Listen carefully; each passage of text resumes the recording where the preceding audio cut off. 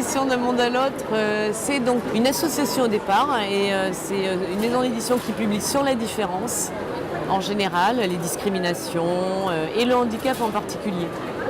Voilà, donc on publie en adulte, adolescents et jeunesse, enfin vraiment toute petite enfance aussi. On a des livres vraiment spéciaux, on est plus spécialisé dans le handicap, mais on s'ouvre à toute forme de différence.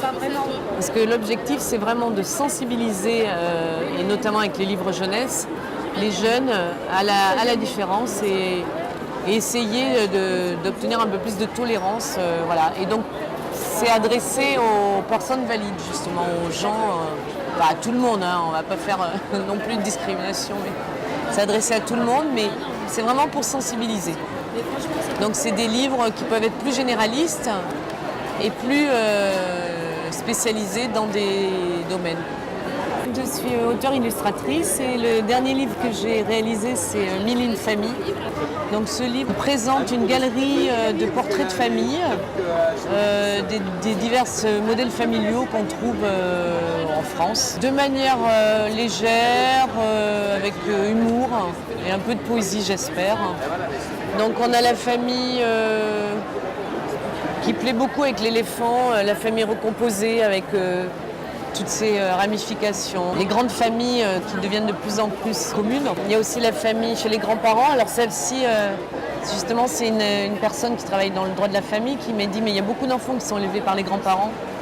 Donc c'était important de la mettre aussi en avant. Après il y a les familles mixtes, les familles homoparentales qui dernièrement ont été plus sujettes à polémique. Des familles aussi avec une personne handicapée, puisque c'est des familles qui sont un peu différentes en même temps que les modèles qu'on nous présente. Donc les enfants des fois se sentent un peu différents aussi d'être dans ce type de famille. Les familles monoparentales, parce que c'est vrai qu'il y en a énormément. Et puis on a présenté aussi celle-ci parce qu'il y avait des enfants dans les écoles qui étaient du genre du voyage et les enfants se demandaient tout le temps mais c'est quoi leur famille, ils viennent d'où. Donc on trouvait ça important qu'ils soient présents aussi et voilà. Ça représente aussi les familles de notre société. Et on a quand même laissé une page blanche à la fin, volontairement, où chacun peut dessiner sa propre famille. Parce qu'on s'est rendu compte que c'était beaucoup plus complexe. Voilà, il n'y avait pas un nombre limité de modèles et de schémas familiaux. Et que ça évoluait sans cesse. Dans une école primaire, déjà dans une classe, il suffit de regarder dans une école ordinaire, on peut trouver tous ces types de familles. Vraiment dans la même classe, hein, c'est même pas la peine de changer de classe. Et puis ensuite j'ai essayé de les nommer, de retrouver un peu les schémas plus classiques, avec des noms plus classiques, avec une personne qui est spécialisée dans le droit de la famille et qui justement avait une certaine culture sur ce sujet-là. Mais voilà, il suffisait de regarder dans l'école et on avait les modèles, tous les modèles y étaient.